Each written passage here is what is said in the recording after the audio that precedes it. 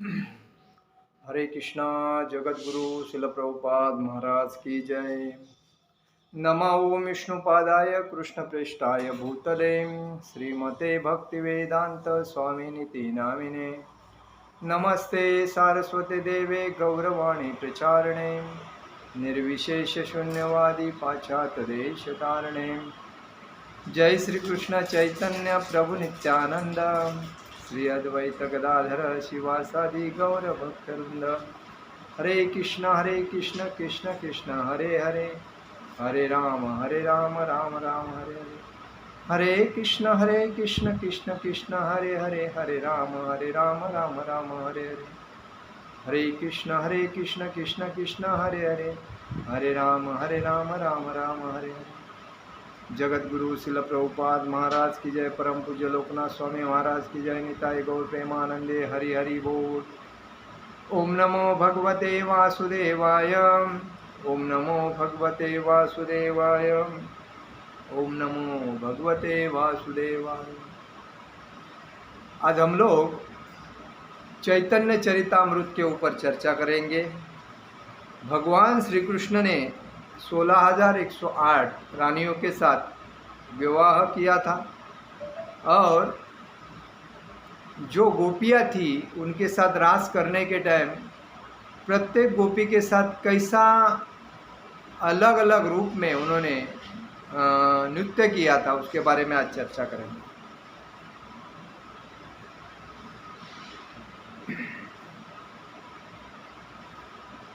भवद्विधा भागवता तीर्थभूता स्वयं तीर्थ कुर्वन्ति तीर्थानि स्वान्तस्तेन गदाभूताम्। आपके समान संत स्वयं तीर्थ स्थान होते हैं। अपनी पवित्रता के कारण वे भगवान के नित्य संगी होते हैं, अतः वे तीर्थ स्थानों को भी पावन बना सकते हैं। ये युधिष्ठिर महाराज किसे कहते हैं? विदुर महाराज से कहते हैं कि विदुर जी एक भगवान श्री कृष्ण के नित्य और शुद्ध भक्त थे और वो जहाँ भी जाते थे तो वही एक तीर्थ क्षेत्र है। इसीलिए युधिष्ठिर महाराज उनको कहते हैं कि आप किसी की अपेक्षा नहीं करते, एक शुद्ध भक्त है, आप जहाँ भी जाते हो उधर ही तीर्थ क्षेत्र है। आपके समान संत स्वयं तीर्थस्थान होते हैं। अपनी पवित्रता के कारण वे भगवान के नित्य संगी होते हैं, अतः वे तीर्थ स्थानों को भी पावन बना सकते हैं। तात्पर्य श्रील प्रभुपाद महाराज की जय। महाराज युधिष्ठिर द्वारा विदुर से कहा गया है कि महाराज युधिष्ठिर ने अपने संत स्वरूप चाचा को जो तीर्थ स्थानों की यात्रा कर रहे थे इस तरह स्वागत करते हैं कि महाराज युधिष्ठिर ने उनसे कहा कि उन जैसे शुद्ध भक्त तो स्वयं मूर्तिमान तीर्थस्थान है, क्योंकि उनके हृदय में सदैव पूर्ण पुरुषोत्तम भगवान श्री कृष्ण का वास रहता है। उनकी संगति में पापी पुरुष अपने पाप फलों से मुक्त हो जाते हैं। इसलिए जहाँ जहाँ शुद्ध भक्त जाता है वही तीर्थस्थान बना जाता है। तीर्थस्थानों का महत्व ऐसे शुद्ध भक्तों की उपस्थिति के कारण ही होता है। आज भी समाज में जो शुद्ध भक्त है, जो कभी किसी मतलब कोई उनके ऊपर दाग नहीं है और भगवान का नामस्मरण अतिशय मतलब शुद्ध भक्त होके करते हैं, उनको भगवान के नाम से स्मरण के सिवाय दूसरा कुछ उनको सोचता ही नहीं है। ऐसे जो भक्त है वो जहाँ भी जाते हैं उसको तीर्थ क्षेत्र कहा जाता है।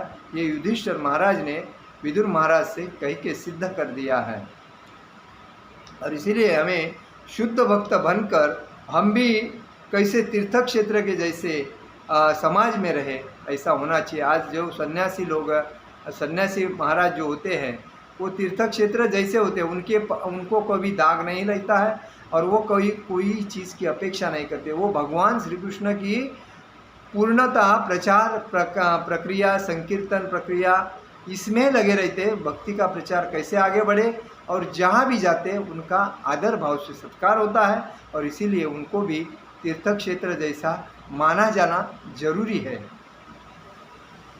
सेई भक्त गण हया द्विविध प्रकार, परिषद गण एक साधक गण आर।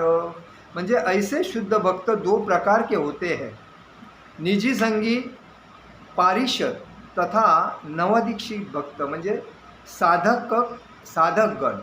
मतलब भगवान के शुद्ध सेवक उनके निजी संगी होते हैं, जबकि पूर्णता प्राप्त करने के लिए प्रयासरत भक्त नवदीक्षित साधक कहे जाते हैं। मतलब भगवान को जो पूर्णता समर्पित है और वो भगवान के संग जैसे है, इसलिए उनको शुद्ध सेवक, निजी मतलब एकदम नज़दीकी सेवक कहा जाता है, उनको निजी संगी बोलते हैं। और पूर्णता प्राप्त करने के लिए प्रयासरत ये जो होते हैं वो नवदीक्षित होते हैं, मुझे प्रयास करते हैं भगवान की भक्ति का।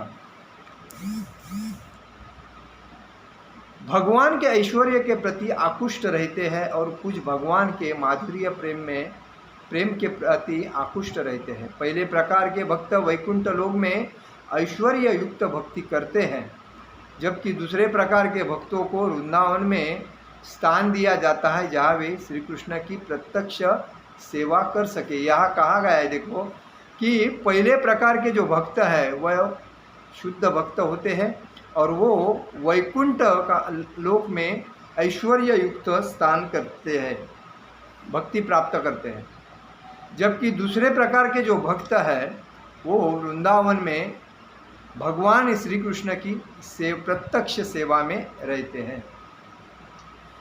ईश्वरेर अवतार ये तीन प्रकार, अंश अवतार आर गुण अवतार, शक्तावेश अवतार तृतीय मत, अंश अवतार पुरुष मस्तादिक यत। मतलब ईश्वर के अवतारों के तीन वर्ग है, एक अंशावतार, दूसरा गुणावतार तथा शक्तावेश अवतार।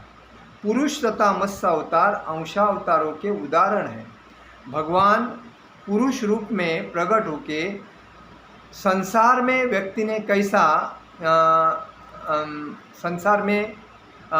संसार करना चाहिए, मतलब लोगों के साथ कैसा भाव युक्त करना चाहिए। और मत्स्य अवतार ये मत्स्य के मछली के जैसा पानी में अवतार लिया था भगवान ने, और वो ये अवतार बताइए है पुरुष तथा मत्स्य अवतार।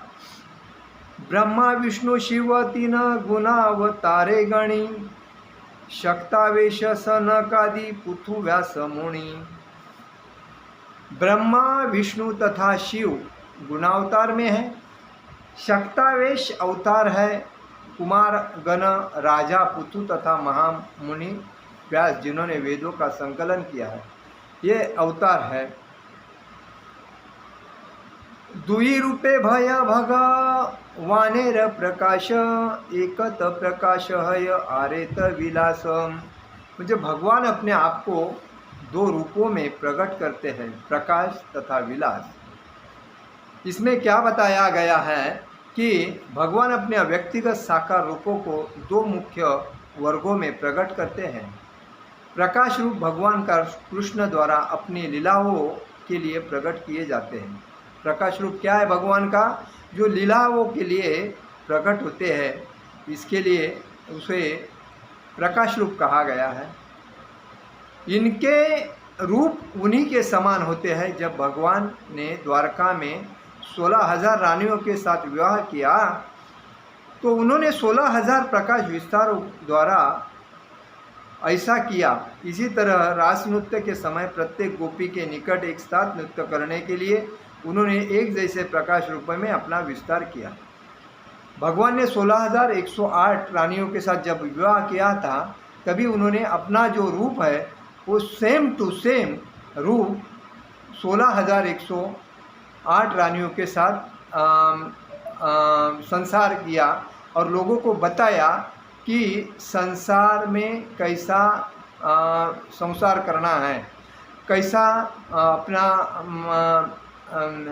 रूढ़ चलाना है, तो वो बताया। और जब गोपियों ने नृत्य किया था उसी टाइम भगवान ने हर गोपी के साथ अलग अलग भाव से मतलब सेम रूप लेके सबके साथ नृत्य किया था, और इसीलिए उसको प्रकाश अवतार बोलते हैं। इसी तरह रास नृत्य के समय प्रत्येक गोपी के निकट एक साथ नृत्य करने के लिए उन्होंने एक जैसे ही प्रकाश रूपों का अपना विस्तार किया। जब भगवान ने अपने विलास रूपों को प्रकट करते हुए, और विलास रूप क्या है वो भी बताया है, प्रकट करते हुए वो सब उनके शारीरिक रूप से कुछ न कुछ भिन्न होते हैं। बलराम जी भगवान कृष्ण के प्रथम विलास रूप है, और वैकुंठ में चतुर्भुज नारायण रूप बलराम के विस्तार है। विलास रूप क्या है भगवान का? जो थोड़ा सा अलग होता है, मतलब रूप थोड़ा सा अलग होता है, बाकी सब कुछ सेम है। वैसा जैसा कि बलराम जी है, बलराम जी और भगवान में कोई फर्क नहीं है, खाली उसमें इधर बताया कि शारीरिक रूप से कुछ थोड़ी सी भिन्नता है, बाकी कुछ नहीं।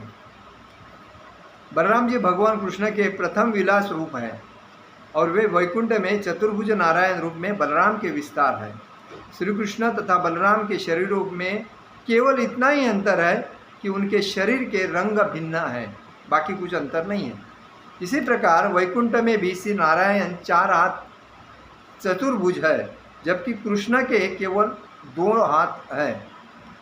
मतलब ये मनुष्य रूप है और वो भगवान का चतुर्भुज रूप है। तो भगवान के जिन विस्तारों में ऐसे शारीरिक अंतर प्रकट होते हैं उसे ही विलास विग्रह कहते हैं। तो विलास रूप और प्रकाश रूप इसे ही कहते हैं। एक ही विग्रह यदि हय बहुरूप, आकारे तय भेद नाही एक स्वरूप, महिषी विवाहे गैछे ऐछे कैसे रास, यहाँ के कहिए कृष्ण मुख्य प्रकाश। मतलब जब भगवान स्वयं को अनेक रूपों में विस्तार करते हैं जो अपने अपने स्वरूपों में अभिन्न होते हैं, जैसा कि भगवान कृष्ण ने 16,000 रानियों के साथ विवाह करते समय तथा रास नृत्य करते समय जो रूप लिया था वो एक ही समय था, एक ही रूप था। तब भगवान के ऐसे रूप मुख्य प्रकाश विग्रह कहलाते हैं। जबकि गोपियों को लगता था उसी टाइम कि भगवान जो नृत्य कर रहे हैं मेरे साथ ही कर रहे हैं और किसके साथ नहीं। और जैसा कि भगवान ने 16,108 रानियों के साथ विवाह किया, हर रानियों को यही लगता है मेरे प्रभु मेरे साथ ही है, बाकी किसी के साथ नहीं। तो ये जो भाव भगवान ने किया था, तो लोगों को लगना चाहिए कि हमें भी उसी जैसा संसार में अपना संसार करना चाहिए। नहीं कि मतलब आजकल कलयुग में जो लोग संसार में चल रहे हैं वो अलग तरीके से चल रहे हैं। जो भगवान ने रूढ़ दिया है वो भगवान ने लोगों को सिखाया है कि कैसा संसार में चलना है, क्योंकि ये भगवान ने नहीं किया होता तो मनुष्य को नहीं समझता था। इसीलिए भगवान विष्णु अवतार से मनुष्य रूप अवतार में आए, क्योंकि द्विज रूप में आने के बाद लोगों को मालूम पड़े कि कैसा हमें संसार करना है। चित्र बैते देखे न वपुषा युग पुथक, गृहेषु द्वष्ट सहस्र श्रिय एक उदावत। यह अद्भुत लगता है कि अद्वैत श्री कृष्ण ने 16,000 रानियों के साथ उनके अपने अपने घरों में विवाह करने के लिए अपने आप को 16,000 एक समान रूपों में विस्तारित कर लिया। रासोत्सव संप्रवृत्तो गोपी मंडल मंडितः, योगेश्वरेण कृष्णेन तासा मध्ये द्वयो। जब गोपियों के समूह में घिर कर भगवान कृष्ण ने रास नृत्य का उत्सव प्रारंभ किया, तो समस्त योग शक्ति योग के स्वामी ने अपने आप को प्रत्येक 2-2 गोपियों के बीच में स्थापित किया। मतलब रास नृत्य के साथ गरबा जब हम खेलते हैं तो गरबा खेलने के टाइम पे जब कोई 2 गोपियाँ रहती है, एक आगे रहती है एक पीछे रहती है, जब पीछे और आगे गोपियों के साथ खेलने के टाइम पे भगवान ने कैसा रूप दिया वही बताया है कि दो दो रूपों के समान रूप लेके भगवान ने गोपियों के साथ रास लीलाएं की है और उसमें आनंद पाया है।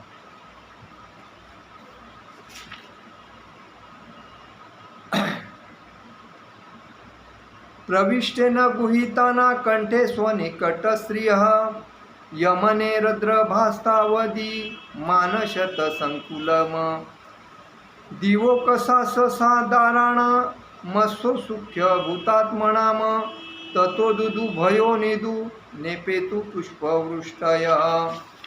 मतलब भगवान ने इस प्रकार जब गोपियाँ तथा कृष्ण परस्पर मिल गए तो हर गोपी ने यही सोचा कि कृष्ण केवल उसका ही प्रगाढ़ आलिंगन कर रहे हैं। भगवान की इस अद्भुत लीला को देखने के लिए स्वर्ग के देवता तथा उनकी पत्नियां भी, जो कि रास नृत्य देखने के लिए अत्यंत उत्सुक थे, अपने सैकड़ों विमानों के आकाश में उड़ने लगे। उन्होंने फूलों की वर्षा की और वे मधुर ताल में दुंदुभिया बजाने लगे। दुंदुभिया मतलब वो बजाने लगे। तो यही बात है कि भगवान ने जब रास लीला की तभी हर रानियों को, हर गोपियों को ऐसा लगता था कि भगवान खाली मेरे साथ रास नृत्य कर रहे हैं, बाकी हमारे साथ दूसरा कोई नहीं। मतलब इतना आलिंगन देखे भगवान उनके साथ रास लीला करते थे। और दूसरी बात, जब 16,108 रानियों के साथ भगवान ने विवाह किया तभी 16,108 रानियों को भी ऐसा लगता था भगवान मेरे साथ ही संसार कर रहे हैं, क्योंकि हमारे जैसा दूसरा कोई नहीं है। तो ये भाव जो है ये भगवान ने लोगों को सिखाने के लिए किया, क्योंकि मनुष्य जीवन हर व्यक्ति को एक ही बार मिलता है और एक बार मिलने के बाद हमें उस मनुष्य जीवन का जो फ़ायदा लेना है वो ऐसा नहीं कि माया के लोभ में जा के अपने मनुष्य जीवन का व्यर्थ टाइम गंवाना है, या पैसे के पीछे पड़ना है, प्रॉपर्टी के पीछे पड़ना है, या कोई पद के पीछे पड़ना है, लोभ के पीछे पड़ना, ये सब मूर्खता है। इसको माया क्यों बोलते हैं कि पत्नी, बच्चे, प्रॉपर्टी, पैसा, बैंक बैलेंस और कोई कार वीर जो भी पद वगैरह है, ये सब माया है। इस माया से हमें अलिप्त होके हमें भगवान के साथ एक शुद्ध भक्त के जैसा संबंध बनाना है और भक्ति में हमें दृढ़ होना है। और दृढ़ होने के बाद ही हमें मालूम पड़ेगा भक्ति क्या है। तभी भगवान का जो भाव है आत्म साक्षात्कार यह हमें प्रकट होता है। जो गोपियों के साथ नृत्य करने के टाइम पे गोपियों को भी हुआ था और 16,108 पत्नियों के साथ संसार करने के टाइम पे भगवान के पत्नियों को भी हुआ था।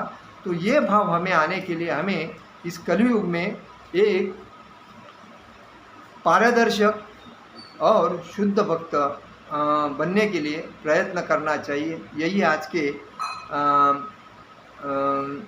श्लोक से हमें मालूम पड़ता है। आज का मेरा प्रवचन यही समाप्त करता हूँ। हरे कृष्ण कृष्ण कृष्ण हरे हरे, हरे राम राम राम हरे हरे। जगत गुरु शिल प्रभुपाद महाराज की जय। परम पूज्य लोकनाथ स्वामी महाराज की जय। निताई गौर प्रेमानंदे हरि हरि बोल।